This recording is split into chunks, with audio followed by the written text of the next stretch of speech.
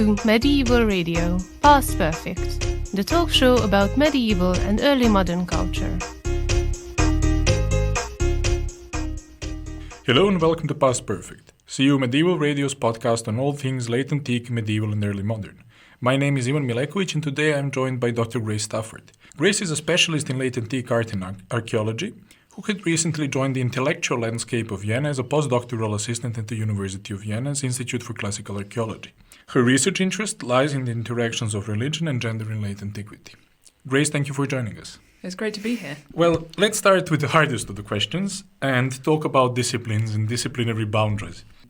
I said that you're a specialist in late antiquity, that you've worked and you've studied in classical archaeology. When one speaks of late antiquity, then one probably thinks of something contrasted to the grandeur of classical antiquity, so a period of decadence or a period of decline. However, if you want to study late antiquity, you do have to study classical archaeology first. So, in this sense, from your point of view, what is the place of the subfield, and how would you say that this relates to the broader field of classical archaeology? You're right, that is probably the hardest question. I think it's an interesting one as well, though, because late antiquity, as you say, is kind of stuck between disciplines. Is it the end of classical archaeology? Is it the beginning of medieval or Byzantine history, archaeology, art history, whatever you want to do? And I think it really depends where you study. At Vienna, you would start in classical archaeology and move later in time. But somewhere else, you might start in medieval studies and move backwards. And I think that, I was a Romanist originally and found that relatively boring.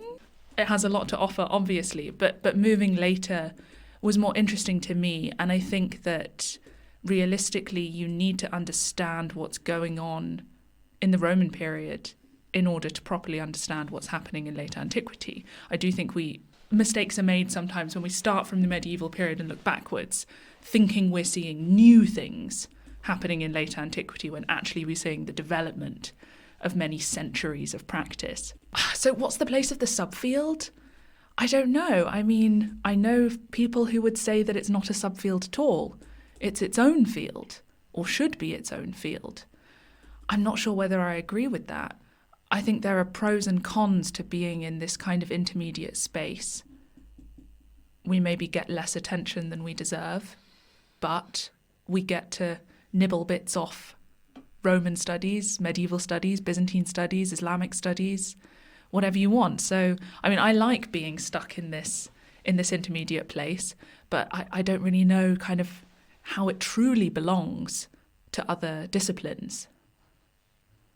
Then to connect to this belonging to disciplines, what you do is basically, I'd say, art history. You deal mostly with visual culture, with architecture. Your face doesn't agree, but in this lovely German-speaking academia, I'd say that this does very much fall into the field of art history. When you study, probably everywhere in the world, maybe in the States it's a bit different, but when you study art history, you don't start with antiquity. You start with, in some places, Byzantium, but mostly with late Middle Ages. And when someone is a classical art historian, then basically it's synonymous with classical archaeology. In this sense, where does history of late antique art fit? As a sub-discipline or maybe a discipline in its own right? And why do you not consider yourself an art historian, but rather an archaeologist? I don't really want to choose between art history and archaeology. I feel that's a bit of a false distinction to be made, right? When we're talking about things now like visual and material culture, it's because those categories of art history and archaeology feel a little bit false, a little bit confining. When you're looking at a mosaic, for example, say a late antique mosaic in a church, you're looking at an image, of course, but you're also looking at its material context. You're looking at how it was made, where it was placed, how it interacts with other aspects of the architecture and viewership.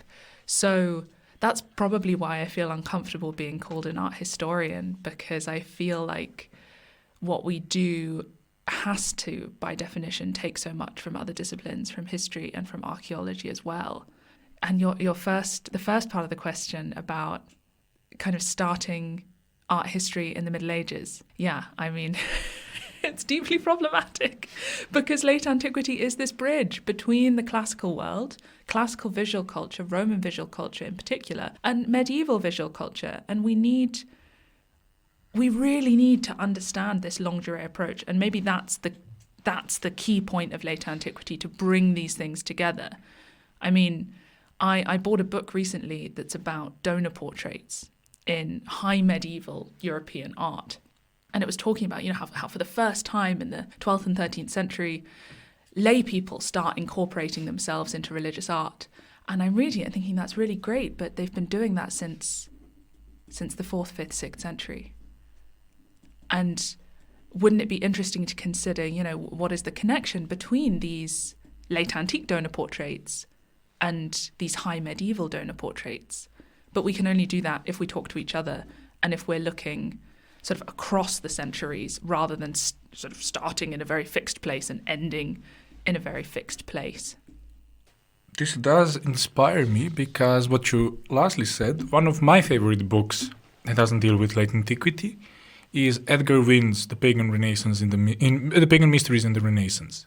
And he is an example of this Warburg school, one of first successors of Abbe Warburg. And then in this book, he did speak about the connection between late antiquity and Renaissance and how there is maybe not a direct, a continuity. There is really a Renaissance and revalorization of the ideas of late antiquity, but what people in the 15th century did, they didn't do for the first time. It follows the same pattern that existed in the 3rd or 4th or 5th. So in this sense, I do agree with you that maybe medievalists are not really our closest relatives, but when you look broader, up to, let's say, the 18th century, then there are really scholars who find the continuity between early modern and late antiquity. Regarding what you said about your training and upkeeping, that you started as a Romanist, I also started from classical past, so I agree with you. I don't consider myself a medievalist. I don't want to be considered a Byzantologist either. But what made you think that Rome is not as interested? And what really sparked your interest in the later periods? Well, when I arrived at Oxford for my master's, I thought I would specialise in the High Imperial period. And that's where I started taking most of my courses. And obviously there's a lot of interesting stuff that is being done and which can be done. But I needed to take a paper on a particular time period. This is part of the master's program in classical archaeology. And my kind of supervisor at the time said, take something different. Take something you wouldn't normally take. This is probably your last opportunity to sort of stretch a little bit and see what you might otherwise be interested in. So I took the time period paper on the late Roman period with Ina Jacobs.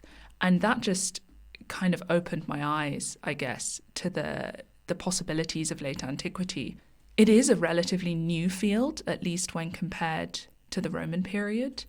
There's so much archaeological material, textual material that hasn't been studied, that hasn't been published, texts that still haven't been edited even. And I felt, looking at what I was doing in the Roman period and watching people kind of re-examining the same sources through different lenses, different theories, was all well and good. But we have this period sitting there, 400, 500 years, depending on how you want to define it, where there was so much fresh and new to be done, not completely untouched, but more or less untouched material. I thought, wow, wouldn't that make a more exciting life? I'll come to the untouched material later. You said that your supervisor told you to stretch your views. To stretch, sorry. Maybe also scratch. And you mentioned that you bought a book on late medieval portraits and portraiture. Why?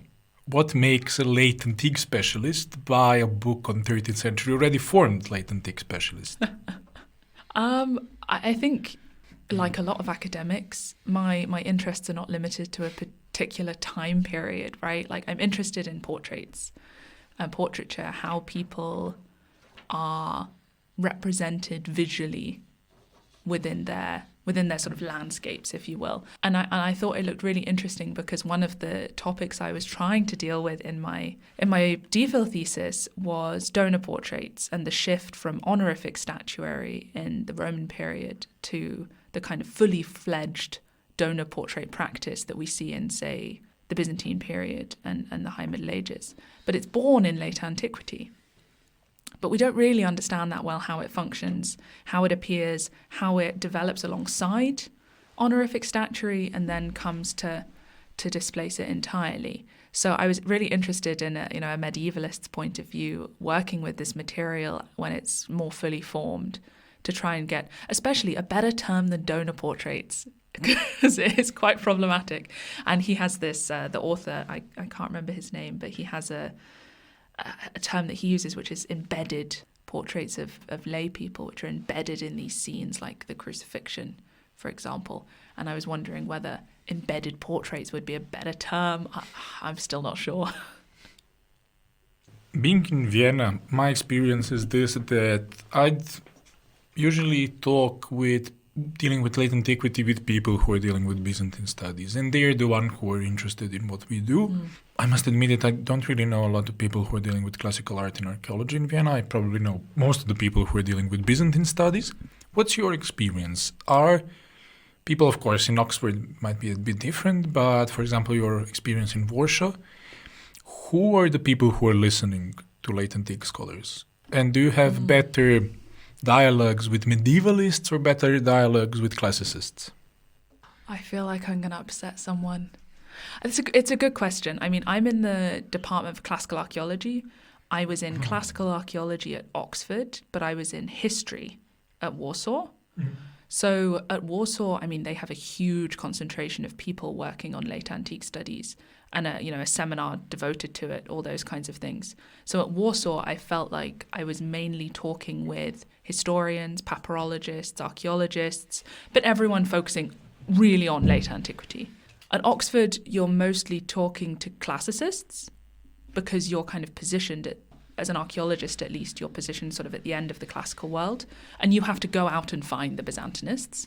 Same at Vienna. Again, you're sort of positioned, at least from an archaeological standpoint, at the end of classical archaeology, and we're in a different building from the Byzantinists. You really have to go halfway across the city to find them. In terms of who I have the best conversations with, personally, I tend to find that people working on later material view late antiquity and what I do as a sort of fascinating, exotic time, which they recognize as the sort of the genesis of a lot of the things they study, right?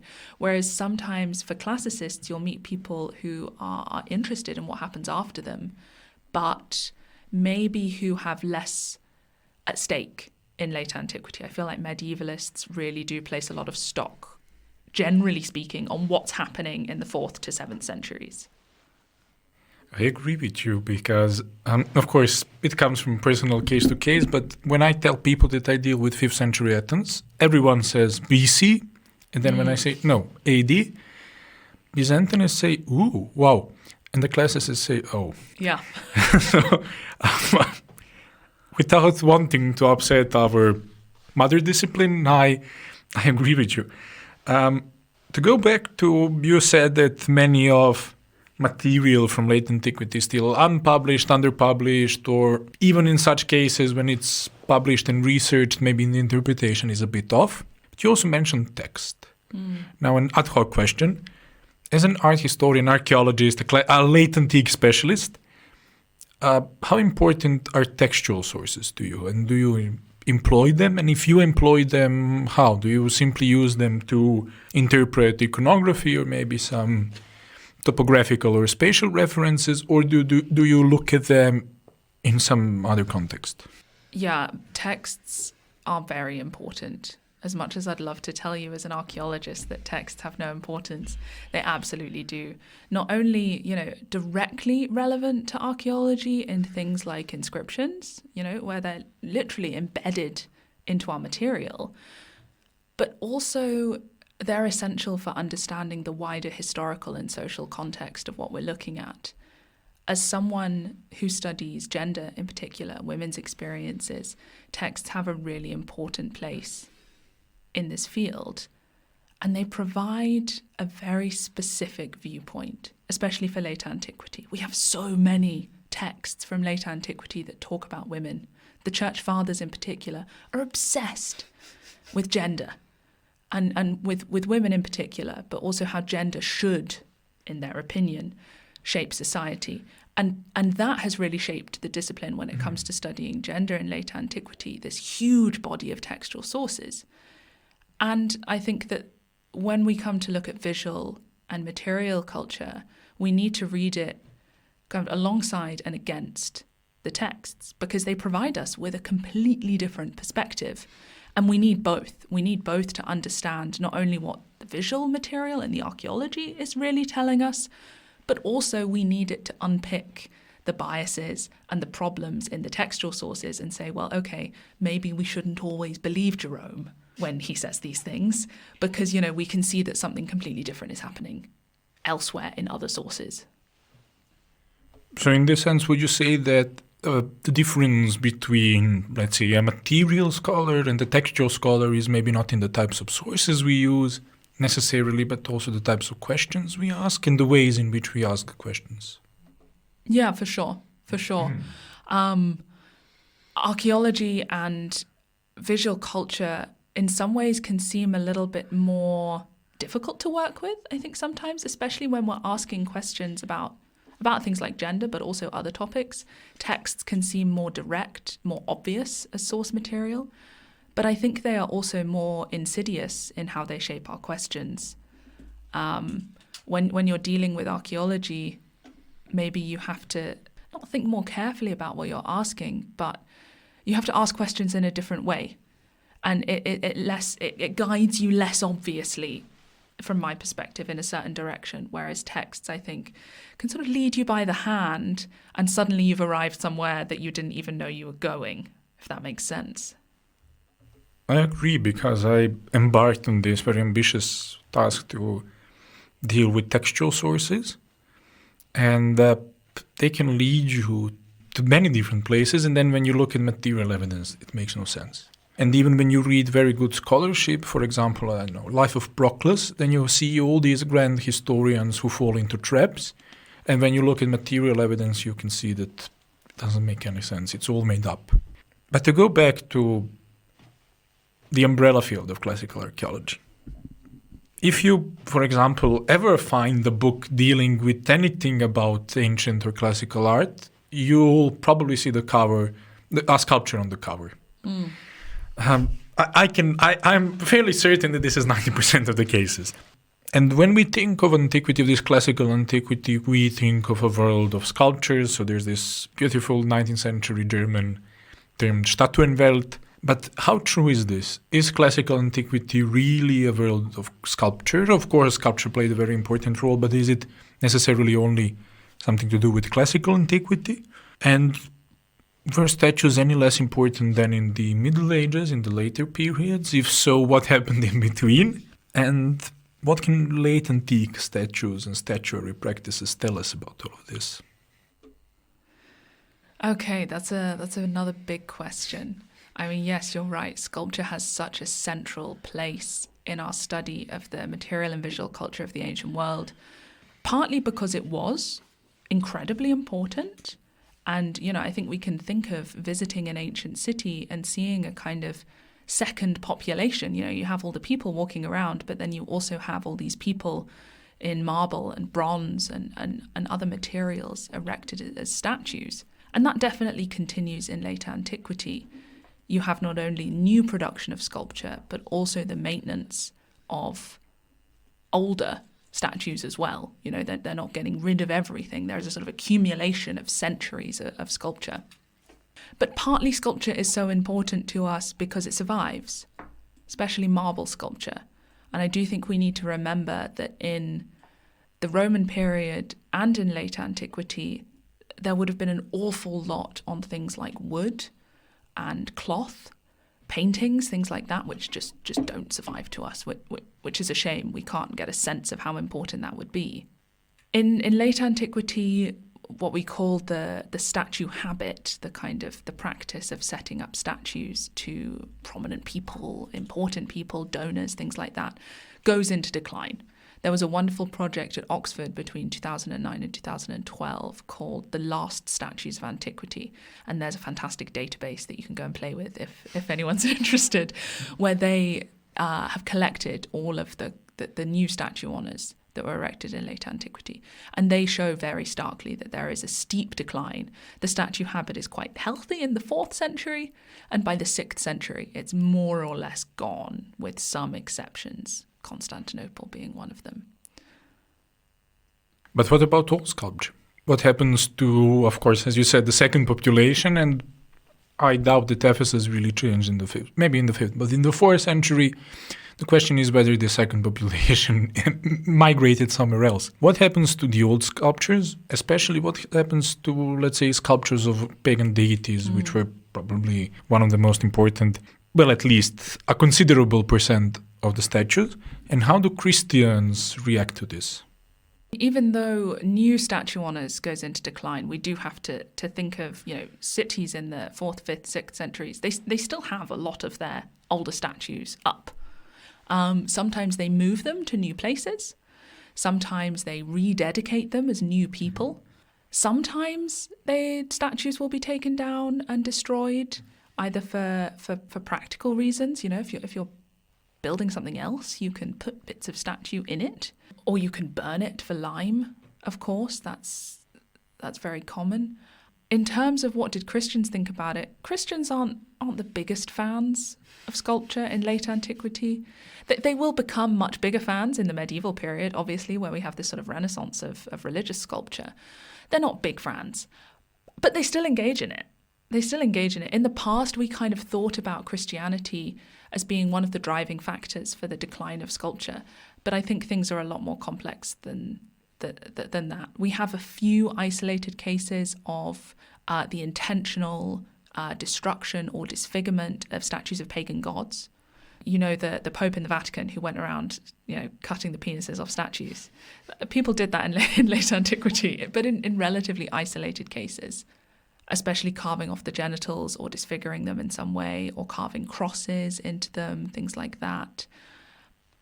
But again, for the average Christian living in the average city, I don't think they were that perturbed by any sculpture that wasn't receiving religious cult. But even in such cases, when they carve a cross or remove their genitalia, it still remained, right? It was still there. They didn't move it, they just maybe censored it, made it proper, but, they didn't really destroy it. You mentioned wood and other materials, but then you also mentioned painting and cloth. This is awfully important and awfully interesting. What about this, so to call it, intermediality? Are there cases where painting imitates statues, or where painters depict statues in the painted sphere? And let's call them paintings. Yeah, definitely. There is quite a lot of intermediality that's going on. I'm trying to think of a good example. From late antiquity, there's a lot of stuff going on in the catacombs, obviously with wall paintings, very famous. And we have, for example, wall paintings imitating panel paintings, where they've painted the frame and, even the sort of the ribbon that hangs it to the wall directly onto the wall. Those are a little bit creepy. We also have paintings that seem to imitate sarcophagi in their structure. We definitely have paintings that include sculpture. I'm just drawing an absolute blank on a specific example for you at the moment, I'm afraid. You mentioned the catacombs and the painted parts, or something between a painting and a sculpture that just jumps out of the wall. Relatively, maybe a few months ago, I saw in Germany, let's say, a cloth which is painted, but which actually imitates a fine portrait. So it is a fine portrait, it serves the same function, but it's a cloth, it's human face made out of cloth, and then it's painted. So are these examples that were, did the catacombs look like this? Did you have paper mache or whatever?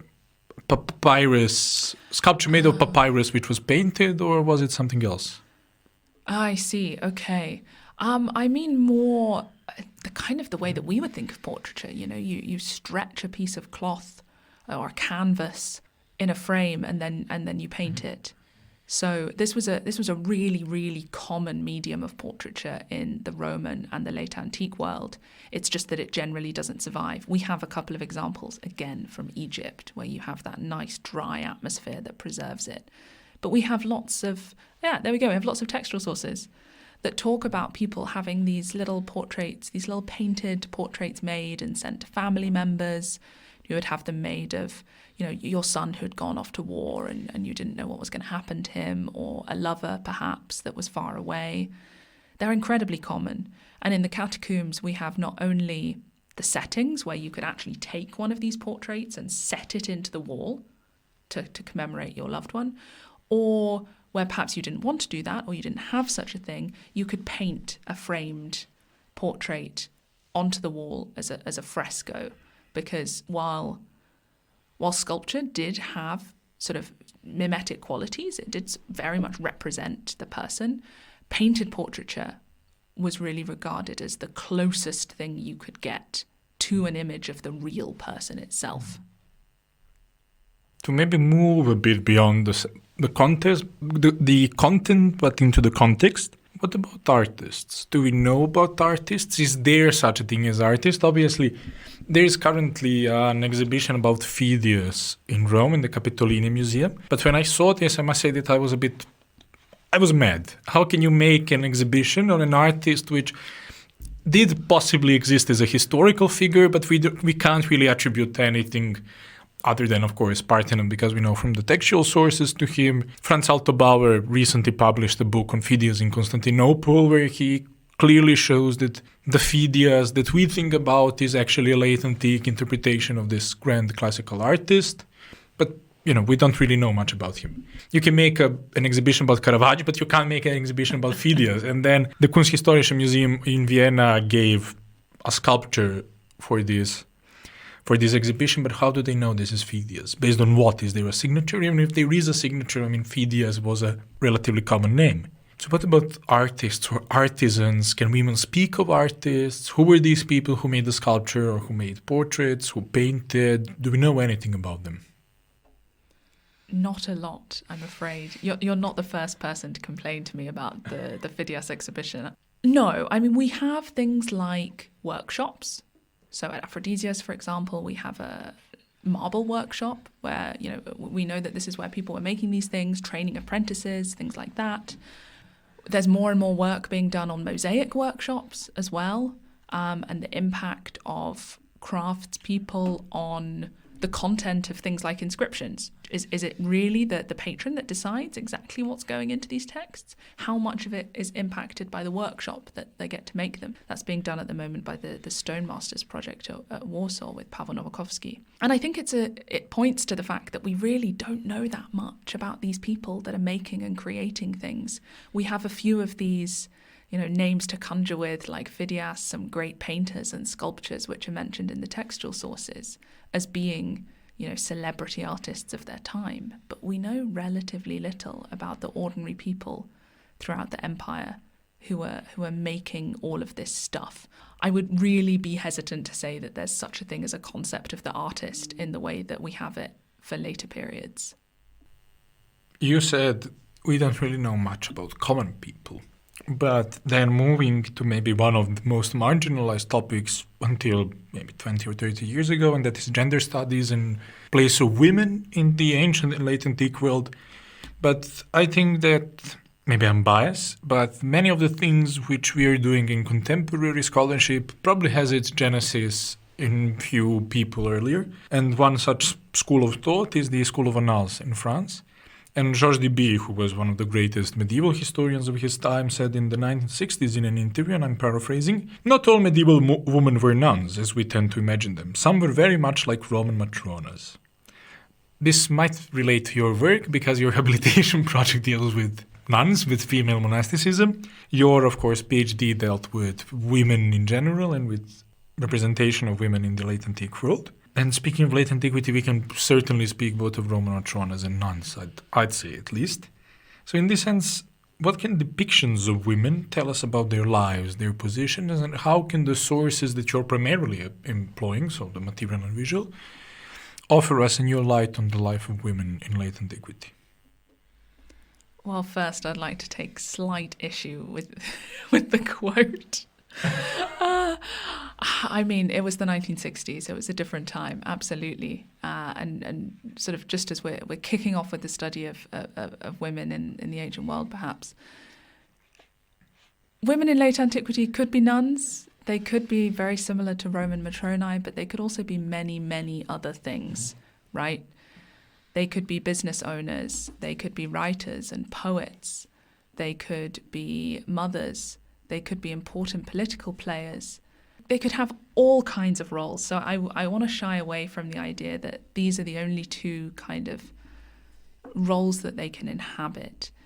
In terms of what can visual and material culture do for our understanding of women in late antiquity, I mean, I'm biased. My answer would be it really can do everything for us. I mean, we've been studying the textual sources for the better part of 50 years, and we're getting much closer to a deeply nuanced examination of what these textual sources are doing, which is wonderful. But they still provide a very limited perspective.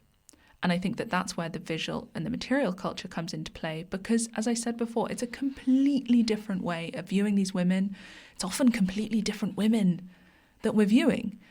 So to give you an example from visual culture, for example, in the texts, nuns, so ascetic women who've devoted their lives to Christ, are the sort of celebrities of the late antique world. You know, we have all of these virgins and pious widows running about doing all kinds of interesting things. They're all over our textual sources. When we look at the visual culture, they're incredibly rare. Incredibly rare. The only examples I've really found from my thesis, which looked at the visual depiction of women in late antiquity, was from the later periods of 6th, 7th, 8th centuries in Egypt, in monastic contexts. And they're labelled. They have a very helpful inscription telling us that these are ascetic women. Other than that, they're incredibly hard to find. Either they're not there, or they look very, very similar to ordinary women. What does that tell us? Well, it tells us, firstly, that the visual culture of the time did not have the same priorities as the textual culture. Our texts are written by churchmen. They're written with very specific purposes in mind, and they're written about women in their social circles. They knew these ascetic women that they're talking about, the Paulas, the Melanias, etc. The visual culture, by and large, is made by and for secular lay people, and it tends to depict women as wives, as household managers, as dominae or matronae, not so much as mothers, interestingly. But it has a completely different perspective, and these ascetic women are nowhere to be found. And I think maybe that sort of suggests that it's time to rebalance our approach to women in late antiquity and think more about what role more ordinary women had, what they're doing, not just what these, highly textually visible ascetic women are doing, but what are our more, quote unquote, ordinary women doing as well. You also mentioned that women could be poets and writers, but also philosophers, right? Hypatia from Alexandria is one example. Notably, in Athens, we don't really know about many female philosophers. There is one, Asclepigiana, who was the kinswoman, maybe daughter of Plutarch, and who was kind of this intermediary between the adopted symbolic family in which the Neoplatonists lived and the actual family of Plutarch, but who is a very important figure in these Neoplatonic lives. So is there any really difference, and she was always a pagan woman who practiced theurgy, is there really any difference between pagan women on one hand, and the way they are depicted in their lives and the way in their self-fashioning, and Christian women's on the other side? That's a good question. I mean, in terms of visual culture, sometimes we don't know. We don't know the religious affiliation of a woman who's being depicted. And I mean, that in itself is interesting if you don't feel the need to advertise any particular religion. In terms of intellectual production in particular, early Christianity does seem to offer women an opportunity to engage in the intellectual culture of the time that perhaps paganism did not. In the sense that for late antiquity, we have more writings by women than any earlier period by quite some margin. We have a lot of poetry, an awful lot of poetry. There's the Empress Eudokia, of course, also from Athens, also originally pagan. But we also have things like the Cento of Proba, the travel narrative of Egeria. We have a lot of epigraphic material, a lot of epigraphic poetry. We have a lot written by ascetic women as well. Things like the life of St. Radegund, for example, written by a nun in her community. We have a translation of some relics from Constantinople, again written by another ascetic woman, an abbess. So I wonder whether early Christianity and the kind of upheaval that it causes, if even for a brief period, offers women the opportunity to kind of move in to slightly different textual genres, make a bit of a name for themselves, before then society clamps down on it, unfortunately, once again. You mentioned Empress Eudokia, but this inspires me on something else. She was probably Athenian, maybe not, but she was a pagan woman who married the emperor and then became Christian, but she's not, especially when we are speaking about Athenian women, she's not the only one. There are a lot of women from pagan families, notably daughters of Neoplatonist philosophers, so really the elites, who marry Christians, who most notably marry Christian officials across the empire, and then they become Christian. But in reality, when you look at votive gifts or objects of private piety, which we know were commissioned by women in Athens, they are Christian but also very much pagan in everything else. They use pagan iconography. You can see a same formulation being used for, let's say, Asclepius and Cosma and Damianus. So only the religion changed, but everything else stays the same or similar. And in your research, did you look at votive gifts or these objects of personal piety, these what older archaeology called smaller finds, but I think that they are very much informative, maybe even more informative than images in some cases. And can they tell us something about the life of women in late antiquity? Not as much, to be completely honest. I mean, there is certainly an incredible amount of crossover is not even the right word, but I'll use it anyway. Crossover between pagan and Christian everything, as you rightly say. I mean, one example might be, for example, at the pilgrimage shrine of Saint Menas, just outside Alexandria in Egypt. This is a fertility shrine, amongst other things. Women are going there for help with their reproductive health. And when they go there, they purchase these small figurines, which are made from local clay at the shrine, showing pregnant women and women holding children and breastfeeding. The kind of iconography which we can very easily connect to earlier Egyptian depictions of Isis and Horus and to later depictions of the Virgin Mary and the infant Christ. So that would probably be a good example of this sort of really, really longue durée practice of fertility rituals, utilizing this image of the breastfeeding mother, for example. And from that, we can get quite a lot of information about the kinds of things women are doing at the time in order to improve their chances of having a baby, for example. And most of those women, of course, are not virgins or ascetics, we would hope. But they're ordinary people. They're ordinary people coming from nearby places, just wanting to have a child. Okay, so these are ordinary people in Egypt who live in this religious framework, which is very much a crosswork between pagan and Christian. But in the same time, maybe further south, in Upper Egypt, you have emergence of monasticism, and especially female monasticism. So you mentioned that these ascetic women were superstars. Obviously, they were a very small portion of population. But how did this female monasticism come to be? And could you tell us something maybe about the development of this, especially the development in this very specific context of Egypt? Well, I mean, that's the thing. I think they're superstars in certain contexts, especially in cities, big cities like Rome. I'm not so convinced that they're superstars elsewhere, where we have these communities of more ordinary women.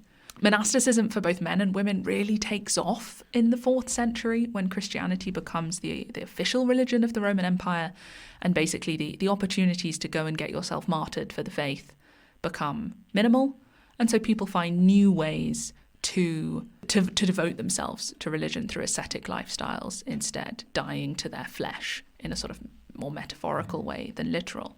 In terms of Egyptian monasticism in particular, we have most of our archaeological evidence for female monasticism in Egypt because we have an awful lot of archaeological evidence in general from Egypt. We have a lot of these communities that are being dug all over the area. A lot of them communal monastic communities. They're the ones that are most easy to find in the archaeological record, and they're probably where most of our female ascetics are living. Of course, asceticism is an incredibly diverse practice. You have people who go off to live in the wilderness, people who enclose themselves in hermitages or who wander. Things like asceticism, these sort of stylitism, these extreme practices of asceticism where you go and live on top of a column. I think women are probably engaging in those types of asceticism as well. We certainly find them in the textual sources occasionally. They're much harder to identify archaeologically. I think most of our female ascetics are in these more established monastic communal communities. Are there any examples of female stylicism, or do you know any that comes to mind? Yeah, sure. So we have a funerary inscription which mentions a stylitissa, a female stylite. It's probably late antique, although it's not securely dated. And then we have a couple of textual examples from later, from I think the 11th and 12th centuries of female stylites in the Near East, one of whom develops a really curious practice of asceticism. I think she hangs her feet over the edge of the column, sort of completely exposing them to the elements. So they certainly exist. There is a kind of expectation that women live a more kind of domestic asceticism than men do. And to a certain extent, I think that's true. It's much more dangerous for women to be going out on their own and doing this sort of things like living as hermits or stylites. But some women are doing it. It's just harder to find them. This is also very interesting when you compare female and male aestheticism, because in the 3rd to 5th century, male aestheticism is basically non-urban. And you have monks who become bishops, but then you have this entire narrative in textual sources. For example, Theodoret, who was a monk, and then maybe aged 50, he became a bishop, and he was one of the prime, let's call him, intellectuals of his time. And then he started writing, yes, I was living aesthetically, and yes, city is not a place for the aesthetic life, but, Plato said that aesthetic life can be lived in a city if you live it properly. But then Basem Habernik writes about this in the 6th or the 7th century. You start having these lives, hagiographies, which are no longer necessarily rural. So they put the life of a holy man in the context of the city. Of course, the city is sinful, the city is awful, the city is pagan, but there's a place for holy life. In pagan hagiographies, they have the city, which is ideal, which is excellent. The city is the place to live. What about female monasticism and female asceticism? Do we have these, especially in 6th, 7th, and 8th centuries, do we have this example of sort of, let's say, conflict between asceticism lived fully isolated from society and asceticism lived in the cities as these earlier superstars did? The constant battle between city and countryside for asceticism is a returning theme. Of course, a lot of the very earliest ascetics lived in cities. And, we're thinking the 3rd, 4th centuries, we have an awful lot of cohabiting male and female ascetics living together in sort of semi-domestic situations in cities. It's only really from the 4th, 5th century onwards that the church starts getting a little bit suspicious of that. And we see the huge growth of the kind of communal monasticism that we're more familiar with. In terms of, is there a conflict for women? It's a difficult one because my habilitation project is focused on looking for archaeological evidence of women's communities. And one piece of feedback that I got from quite a lot of places is, well, they're going to be really difficult to find because we expect that most female ascetics live in cities because it's safer than living in the countryside. So how are you going to find these communities? A, it's really hard to excavate cities, and because there's already later stuff on top of it. And B, how are you going to distinguish them from houses? And I think that's a really interesting assumption. We assume that most female ascetics are in cities, but is this true? Certainly not true for later centuries when they're mostly suburban or also rural. And I think there's a kind of paradox there. I'm not convinced that most female ascetics were living in cities. For certainly the archaeological evidence is much stronger for rural areas, partly because it's easier to dig those places. We see sometimes in the textual sources comments about, I'm thinking in particular of Leander of Seville in Spain writes this letter to his sister who's become an ascetic. And he says to her to make sure she stays within her community and under the control of her abbess.